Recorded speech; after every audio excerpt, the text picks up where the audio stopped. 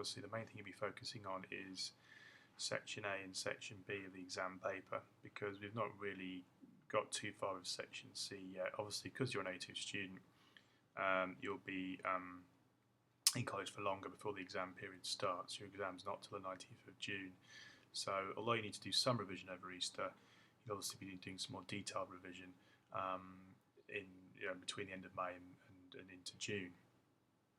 If you look at the exam paper first of all, just so you're familiar with it, if you go to the WJEC website, the exam board for film, and look under film studies, you'll see a range of different past papers. There are links to them on Moodle as well, but if I just take FM4, which is the A2 paper, so let's just click on this one here. This is what the paper looks like. You'll see it's 2 3/4 hours, long paper, 3 different sections. Section A and B carry 35 marks, Section C 30 marks, so not quite equally weighted. Section A, the world cinema topic, we're doing either question 5 or 6, which is on urban stories, power, poverty and conflict. That's the Lahen City of God part of the paper. Then Section B, we're doing a topic called popular film emotional response, so that's question 15 or 16, and obviously for that it's United 93 and Argo. Section C, which you've just started, is the close study question, which we've done on Fight Club, but we're not going to focus too much on that section in terms of Easter revision. Okay, the main focus for your revision will be obviously looking at the information on Moodle. So you've got the two learning plans for Section A and Section B on Moodle, obviously Section C on there as well. You've also got the course handbook, which gives you an overview of the A2. Click on Section A and you'll see here it basically takes you through what you need to know for this part of the course. So this section here basically tells you what you need to be able to demonstrate in the exam. Everything in blue is a link, so you've got some ideas about how foreign language films would differ from mainstream Hollywood films. Bit revision in terms of film form and narrative. Obviously that's central to Section A, also Section B and Section C as well. It's a good resource here, which is worthwhile looking at for your revision. This is basically going through the contexts for both City of God and Lahen and comparing them in quite a bit of detail.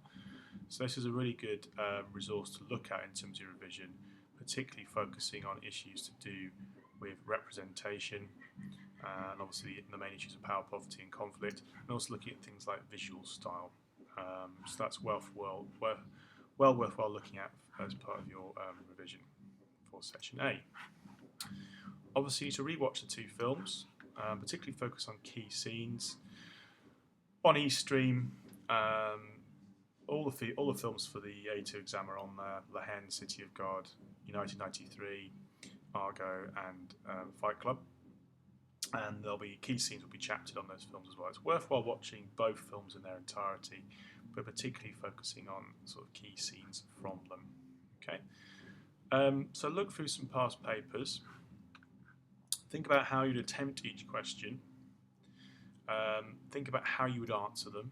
So what would be your position in relation to the question? So if we go back to this particular question here, 5 or 6, discuss some of the techniques used in your chosen films to provoke audiences into taking a particular point of view towards characters and key events, or how far can we argue that your chosen films provide a realistic representation of the people and places they focus on. Now with Section A, there tends to be 2 different types of question.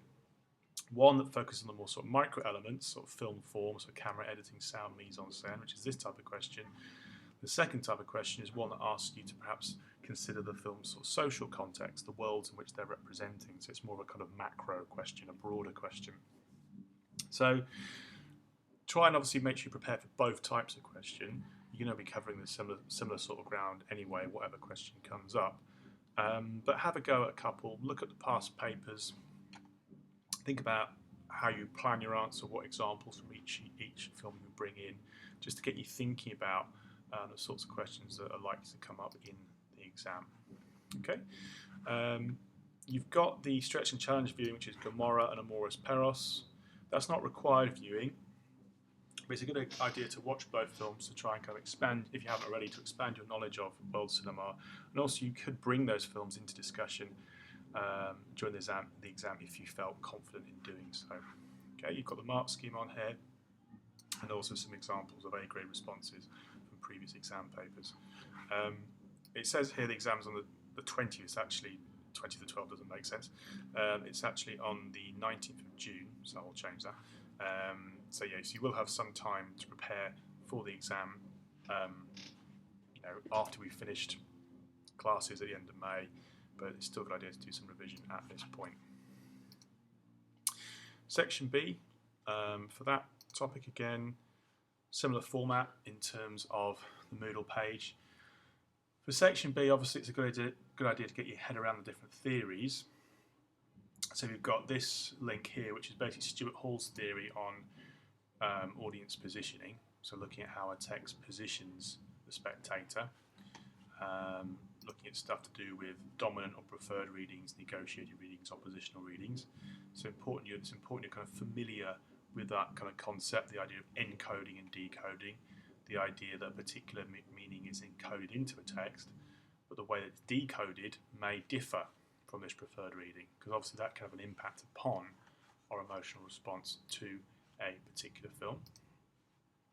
Then you've got the okay, that's not working for some reason. I will check that link. But on that link, there's also discussion of how the spectator can be affected cognitively by a film text. And this link here talks about emotional cues. So that link, the first link, which I will sort that out, that is focusing on Greg Smith's theory about mood cues and emotional markers. So I don't know, I'm quite sure why that link's not working, but I will get that sorted for you. Okay. All resources, the main resources for this unit can be found here. So you actually will see the Greg Smith link is here anyway, so I'll open that up now.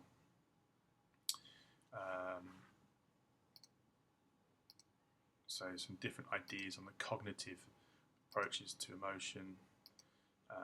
Greg Smith's mood cues, the idea that films use emotional cues to prompt us toward mood, which is a predisposition towards experiencing emotion. Okay, so we're orientated by the text to respond in a particular way emotionally. Also, you've got Murray Smith's theory in Allegiance and Alliance, the idea that how we respond to film characters is important in terms of our emotional response. That our emotional response is dictated by the extent to which we empathise with certain characters. So that's obviously something to think about as well for section B. Okay, there's some stretch and challenge stuff on sort of more advanced theories to do with film and emotional response. Both films are on eStream. You can see here there are chapters. Key scenes here from Argo. Key scenes here from 1993. So they're not the only scenes that you might refer to, but they're the sort of key moments in the film which are perhaps important to consider, both in terms of emotional response and also in terms of the key theories that we're looking at. Again, in terms of past papers,